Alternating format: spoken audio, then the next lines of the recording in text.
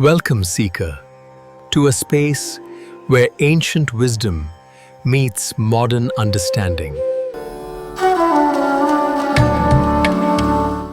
नमस्ते, मैं डॉक्टर सुरेंद्र और मेरे साथ हैं डॉक्टर अनगा। हम साथ मिलकर आपके साथ साझा करेंगे कि कैसे आयुर्वेद का प्राचीन नॉलेज और आर्टिफिशियल इंटेलिजेंस मिलकर आपके स्वास्थ्य और जीवन को एक नई दिशा दे सकते हैं। हम आपको अपना ऑडियो पॉडकास्ट दे रहे हैं जिसे आप कहीं भी कभी भी सुन सकते हैं। तो आइए परंपरा और नई तकनीक को जोड़ते हुए अपनी यात्रा की शुरुआत करें।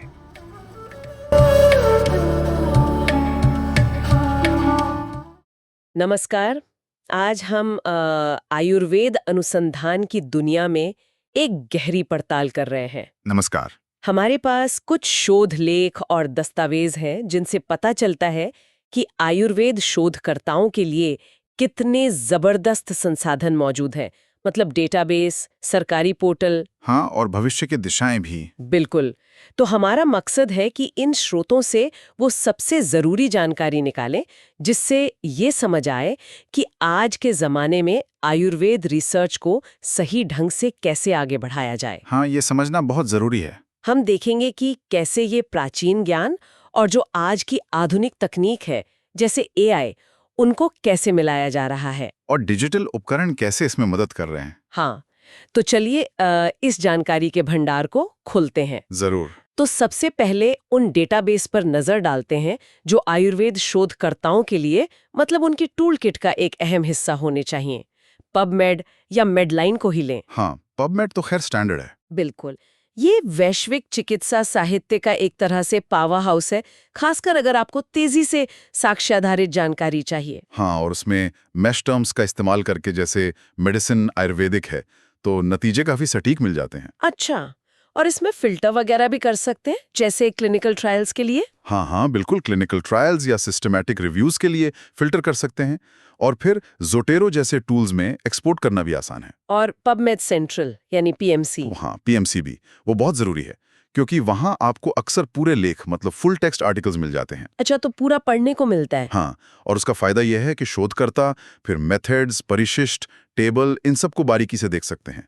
खुराक कितनी थी, नतीजे क्या थे, स्टडी कैसे की गई, वो कॉन्सॉर्ट फ्लो वगैरह, ये सब पता चल जाता है। हाँ। इसके बाद स्कोपस भी है, वो भी काफी व्यापक है। स्कोपस किस चीज के लिए बेहतर है? स्कोपस देखिए, एक तो व्यापक खोज के लिए अच्छा है ही, दूसरा उसके साइटेशन मैप्स बड़े काम के हैं। साइटेशन मैप्स मतलब ये पता चल जाता है कि कौन से प्रमुख आयुर्वेद अध्ययन जैसे मान लीजिए JAIM जर्नल में छपे हैं, उनको कौन और कहाँ कोट कर रहा है। अच्छा, तो पता चलता है कि रिसर्च का असर कहाँ तक हो रहा है। बिल्कुल, किस शोध का वास्तव में प्रभाव पड़ रहा है। ये तो हुई वैश्विक स्तर की बात, लेकिन अगर सिर्फ भारत पर केंद्रित शोध करना हो तो? उसके लिए भी अच्छे संसाधन है। एंडमेड और मेडइंड ये महत्वपूर्ण है। अच्छा। ये उन भारतीय बायोमेडिकल जर्नल्स को इंडेक्स करते हैं जो कई बार पबमेड या स्कोपस पर नहीं मिलते। हाँ, ये तो जरूरी है। और यहीं पर धारा भी आता है। धारा?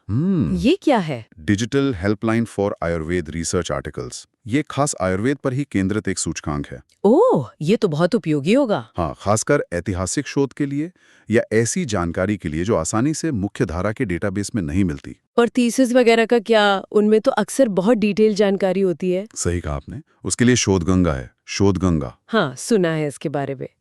ये यूनिवर्सिटी थीसिस का भंडार है। बिल्कुल, भारतीय विश्वविद्यालयों की थीसिस का डिजिटल भंडार। यहाँ आपको अक्सर प्रोटोकॉल का पूरा विवरण मिल जाएगा या वो नतीजे जो शायद प्रकाशित ना हुए हों, नेगेटिव रिजल्ट्स। हाँ, जो अक्सर छपते नहीं है। सही कहा। और पायलट स्टडी का डेटा भी मिल सकता है। ये सब जानकारी प्रकाशित लेखों में मिलना मुश्किल होता है। ये तो बहुत काम की चीज है। और हाँ, CTRI को नहीं भूलना चाहिए, क्लिनिकल ट्रायल्स रजिस्ट्री इंडिया। अच्छा, ये रजिस्ट्री है। हाँ, भारत में कोई भी क्लिनिकल ट्रायल शुरू करने से पहले यहाँ रजिस्टर करना अनिवार्य है। इससे पारदर्शिता रहती होगी। बिल्कुल, पारदर्शिता रहती है और शोधकर्ता देख सकते हैं कि कौन से आयुर्वेद ट्रायल चल रहे हैं, कौन से पूरे हो चुके हैं और उनके पहले से तय नतीजे क्या थे। अच्छा। और जाहिर है JAIM और AYU जैसे जो विशेष आयुर्वेद जर्नल हैं वो तो हैं ही। उनसे पता चलता है कि अच्छे शोध के मानक क्या हैं, रिपोर्टिंग कैसे करनी चाहिए। तो ये सब मिलकर एक तरह से ज्ञान का पूरा आधार बना देते हैं। हाँ, एक मजबूत ज्ञान का आधार बनता है इनसे। डेटाबेस के अलावा कुछ महत्वपूर्ण सरकारी और वैश्विक पोर्टल भी हैं जो इस क्षेत्र में काम आ रहे हैं, जैसे AUS रिसर्च पोर्टल उसके बारे में कुछ बताइए। हाँ, आयुष रिसर्च पोर्टल ये आयुष मंत्रालय और CCRAS चलाते हैं। ये एक तरह से आयुष से जुड़े जितने भी शोध हैं उनका सेंट्रल भंडार है। अच्छा, सब एक जगह। हाँ, इसमें आयुर्वेद के लिए एक अलग सेक्शन भी है और ये DAHRA जैसे दूसरे स्रोतों की तरफ भी इशारा करता है। तो शुरुआत करने के लिए अच्छा है। हाँ, अगर किसी विषय पर जल्दी से एक ओवरव्यू चाहिए या रेफरेंस लिस्ट बनानी है तो ये एक अच्छा शुरुआती बिंदु है। और एक बड़ी चुनौती होती है मानकीकरण की, स्टैंडर्डाइजेशन। आयुर्वेद की अपनी शब्दावली है, उसे आधुनिक स्वास्थ्य प्रणालियों से कैसे जोड़ा जा रहा है? बहुत अच्छा सवाल है। यहीं पर नमस्ते पोर्टल की भूमिका आती है। नमस्ते पोर्टल। हाँ, इसका पूरा नाम है national Ayush mobility and standardised terminology electronic portal. ये क्या करता है? ये आयुर्वेद के लिए आधिकारिक शब्दावली और रोगों के लिए कोडिंग सिस्टम देता है। अच्छा, जैसे ICD कोड्स होते हैं वैसे। कुछ वैसा ही, लेकिन आयुर्वेद के लिए। ये इसलिए महत्वपूर्ण है ताकि जब अलग-अलग जगहों पर डेटा जमा हो तो वो एक जैसा हो, उसकी तुलना की जा सके। हाँ, और EHR यानी इलेक्ट्रॉनिक हेल्थ रिकॉर्ड में भी इस्तेमाल हो सके। बिल्कुल, EHR और डेटा एनालिटिक्स के लिए ये बहुत जरूरी है और भविष्य के लिहाज से भी अहम है। भविष्य के लिहाज से कैसे? क्योंकि देखिए 2025 में WHO का ICD-11 क्लासिफिकेशन अपडेट हो रहा है। हाँ। और उसमें पहली बार पारंपरिक चिकित्सा मतलब ट्रेडिशनल मेडिसिन TM के लिए एक मॉड्यूल शामिल होगा जिसमें आयुर्वेद भी है। अरे वाह, ये तो बड़ी बात है। हाँ, इसलिए सलाह यही है कि शोधकर्ता अपने डेटा को शुरू से ही इन नमस्ते कोड्स और आने वाले ICD-11 TM कोड्स से मैप करने की योजना बनाएं। ये तो बहुत जरूरी टिप है। अच्छा, पारंपरिक ज्ञान की सुरक्षा भी एक बड़ा मुद्दा है। बायोपायरेसी वगैरह, TKDL इसमें कैसे मदद करता है? हाँ, TKDL यानी ट्रेडिशनल नॉलेज डिजिटल लाइब्रेरी वो इसी काम के लिए है। ये CSIR और आयुष मंत्रालय की मिलीजुली पहल है। ये करता क्या है असल में? ये एक तरह का रक्षात्मक डेटाबेस है। इसमें हजारों पारंपरिक भारतीय चिकित्सा के जो नुस्खे हैं, योग हैं, वो लिस्टेड हैं। अच्छा। इसका मुख्य उद्देश्य यही है कि कोई हमारे पारंपरिक ज्ञान पर गलत तरीके से पेटेंट ना ले सके। बायोपायरेसी को रोकना। ये फार्माकोग्नोसी में भी मदद करता है। हाँ, फार्माकोग्नोसी यानी औषधीय पौधों के अध्ययन और बौद्धिक संपदा IP की जांच में भी मदद करता है। लेकिन एक बात ध्यान रखनी है कि इसका पूरा एक्सेस सिर्फ पेटेंट ऑफिस को मिलता है, आम लोगों को नहीं। आम लोगों को इसकी वेबसाइट से इसके दायरे और काम करने के तरीके की जानकारी मिल जाती है, पर पूरा डेटाबेस नहीं। ठीक है। औषधीय पौधों की बात चली है तो इनके बाजार और गुणवत्ता का मानीकरण भी जरूरी है। बिल्कुल जरूरी है। इसके लिए NMPB यानी नेशनल मेडिसिनल प्लांट्स बोर्ड और ई-चरक पोर्टल हैं। ये क्या करते हैं? ये औषधीय पौधों के व्यापार और जानकारी के लिए आधिकारिक मंच है। यहाँ से पता चलता है कि सप्लाई चेन में क्या चल रहा है, कौन सी किस्में हैं, कीमतें क्या हैं, उपलब्धता कैसी है। अच्छा, मतलब पूरी मार्केट की जानकारी। हाँ, और कच्चे माल के मानकीकरण के लिए भी ये बहुत उपयोगी है। और डिजिटल इंफ्रास्ट्रक्चर की बात करें तो AUI, SUH ग्रिड वगैरह। हाँ, आयुष ग्रिड, फिर AHMIS यानी Ayush hospital management information system और आयुष एजुकेशन, ये सब मिलकर आयुष क्षेत्र के डिजिटल ढांचे की रीढ़ हैं। इनका काम क्या है? ये आयुष को आयुष्मान भारत डिजिटल मिशन यानी ABDM से जोड़ते हैं। इनमें शब्दावली के उपकरण हैं, प्रकृति मूल्यांकन के मॉड्यूल हैं, पढ़ाई की सामग्री है, EHR सिस्टम है, मतलब एक पूरा इकोसिस्टम बन रहा है। और वैश्विक स्तर पर WHO का कुछ जिक्र आया था? हाँ, वैश्विक स्तर पर दो चीजें अहम हैं। एक तो WHO का गुजरात के जामनगर में बना GTMC यानी ग्लोबल ट्रेडिशनल मेडिसिन सेंटर। अच्छा। और दूसरा, जैसा मैंने पहले बताया, ICD-11 का पारंपरिक चिकित्सा मॉड्यूल TM1। ये दोनों मिलकर शब्दावली, कोडिंग और साक्ष्य के लिए वैश्विक मानक तय कर रहे हैं। तो जरूरी है कि भारतीय शोध भी इनसे जुड़ा है। बिल्कुल, अपने शोध डेटा को शुरू से ही इन अंतर्राष्ट्रीय कोड्स ICD-11 TM से मैप करना भविष्य में अंतर्राष्ट्रीय सहयोग और तुलना के लिए अनिवार्य होता जाएगा। चलिए अब उस हिस्से पर आते हैं जहां बात वाकई दिलचस्प हो जाती है, आर्टिफिशियल इंटेलिजेंस AI और आयुर्वेद का मिलन। क्या इस क्षेत्र में कुछ भरोसेमंद काम हो रहा है? हाँ, निश्चित रूप से हो रहा है। एक प्रमुख क्षेत्र है आयुर्जेनोमिक्स। आयुर्जेनोमिक्स मतलब आयुर्वेद और जीनोमिक्स। बिल्कुल, ये आयुर्वेद की जो प्रकृति की अवधारणा है, मतलब व्यक्ति का जो मूल कॉन्स्टिट्यूशन है, उसको जीनोमिक्स से जोड़ता है। इसमें क्या पता चला है? जो जीनोमिक और एक्सोम स्टडीज हुई हैं, उनसे ऐसे संकेत मिल रहे हैं कि जब लोगों को उनकी प्रकृति के हिसाब से ग्रुप में बांटा जाता है तो जीनोमिक स्तर पर उनमें अंतर दिखाई देते हैं। अच्छा। तो ये प्रिसिजन आयुर्वेदा की तरफ इशारा है। हाँ, ये व्यक्ति विशिष्ट आयुर्वेद उपचार की अवधारणा को बल देता है। और नाड़ी परीक्षा आयुर्वेद का इतना महत्वपूर्ण अंग है वो, क्या एआई उसमें भी मदद कर सकता है? हाँ, नाड़ी या पल्स विश्लेषण में भी एआई का उपयोग बढ़ रहा है। मशीन लर्निंग एल्गोरिदम का इस्तेमाल हो रहा है पल्स वेव फॉर्म के जटिल पैटर्न का विश्लेषण करने के लिए। कैसे? मतलब उसकी जो समय और आवृत्ति की विशेषताएं हैं उनका अध्ययन करके। कुछ जगहों पर ऐसे डिवाइस प्रोटोटाइप भी बने हैं जो नाड़ी परीक्षा को कैप्चर करने की प्रक्रिया को आसान और ज्यादा ऑब्जेक्टिव बना सकें। मतलब व्यक्ति परकता कम हो। हाँ, ये पारंपरिक तरीकों को मानकीकृत करने की दिशा में एक अहम कदम हो सकता है। तो अगर कोई शोधकर्ता एआई और आयुर्वेद पर काम करना चाहे तो उन्हें किन मानकों का ध्यान रखना जरूरी है? क्या चीजें जरूरी हैं? कुछ बुनियादी बातें हैं। पहला, जैसा हमने पहले भी कहा, नमस्ते कोड्स का इस्तेमाल करें और उन्हें अंतर्राष्ट्रीय तुलना के लिए ICD-11 TM कोड से मैप करें। ठीक है, कोडिंग। दूसरा, अपने क्लिनिकल ट्रायल्स को CTRI पर पहले से रजिस्टर करें और प्रकाशन के लिए कॉप या वाम जैसे नैतिक दिशा निर्देशों का पालन करें। नैतिकता और पारदर्शिता। धन और डेटा इंटरऑपरेबिलिटी के लिए FHIR प्रोफाइल जैसी चीजें शामिल हैं। अच्छा, क्या आप एक उदाहरण दे सकती हैं कि आयुर्वेद केंद्रित एआई रिसर्च प्रोजेक्ट कैसा दिख सकता है? मतलब शुरू से आखिर तक? हाँ, एक मोटा मोटा खाका खींच सकते हैं। एक बुनियादी पाइपलाइन कुछ इस तरह हो सकती है। बताइए। पहला कदम, अवधारणा परिभाषित करें। कोई स्पष्ट आयुर्वेदिक अवधारणा चुनें, जैसे अग्निबल या वात प्रकोप, ठीक है। और उसे मापने लायक बनाएं। मतलब किसी मान्य प्रश्नावली या पैमाने और नमस्ते शब्दों का उपयोग करके। ओके, मापने लायक बनाना पहला कदम। दूसरा, डेटा एकत्र करें। संरचित फॉर्मेट में डेटा जमा करें, जैसे AHMIS टेम्पलेट से case sheet, pulse data PPG sensor से, HRV, डाइट डायरी। अच्छा। और अगर दवाएं इस्तेमाल हो रही हैं तो उनके बैच का COA यानी सर्टिफिकेट ऑफ एनालिसिस, खासकर अगर वो NMPV चारक प्रमाणित स्रोतों से हैं। ठीक है, डेटा जमा हो गया। फिर? तीसरा, लेबलिंग और प्रोटोकॉल। डेटा को कम से कम 2 अनुभवी आयुर्वेद विशेषज्ञ अलग अलग लेबल करें। उनकी सहमति इंटर रेटर कैपा जांचें और स्टडी के नतीजे क्या होंगे ये CTRI पर पहले से तय कर दें।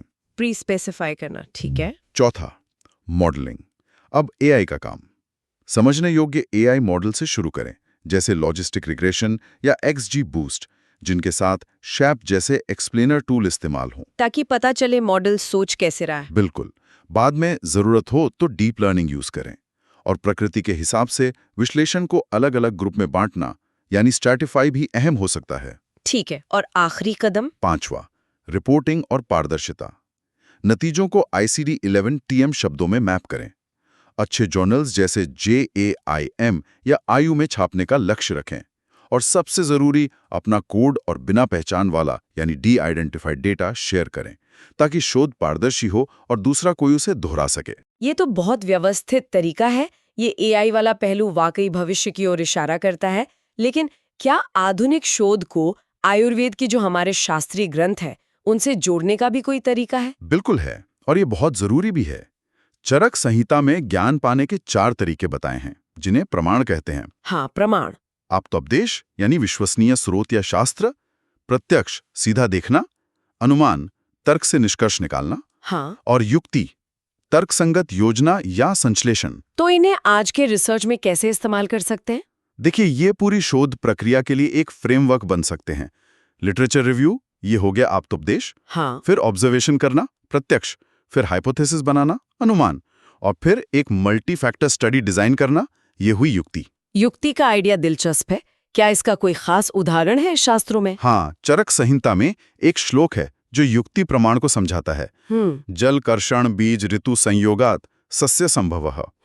युक्ति युक्ता चतुष्पाद संपद व्याधि निभरणी। इसका मतलब क्या हुआ? इसका सार ये है कि जैसे पानी, जुताई, बीज और मौसम का सही मेल हो तो अच्छी फसल होती है, वैसे ही चिकित्सा के जो 4 स्तंभ हैं, वैद्य, दवा, सहायक और रोगी, उनके गुण और बाकी फैक्टर्स का सही संयोजन, सही युक्ति हो तो रोग दूर होता है। अच्छा, तो ये तो मल्टीवेरिएट एनालिसिस जैसा हुआ। बिल्कुल। इसे आज के संदर्भ में देखें तो ये मल्टीवेरिएट स्टडी डिजाइन और पर्सनलाइज्ड मेडिसिन के सिद्धांत से सीधे जुड़ता है। और त्रिपरीक्षा का भी जिक्र आता है। हाँ, विमान स्थान में त्रिपरीक्षा आप्त प्रत्यक्ष अनुमान का जिक्र है। पहले शास्त्रों को पढ़ो, फिर उसे अपने ऑब्जर्वेशन से कंफर्म करो और फिर सिस्टमैटिक तरीके से अनुमान लगाओ।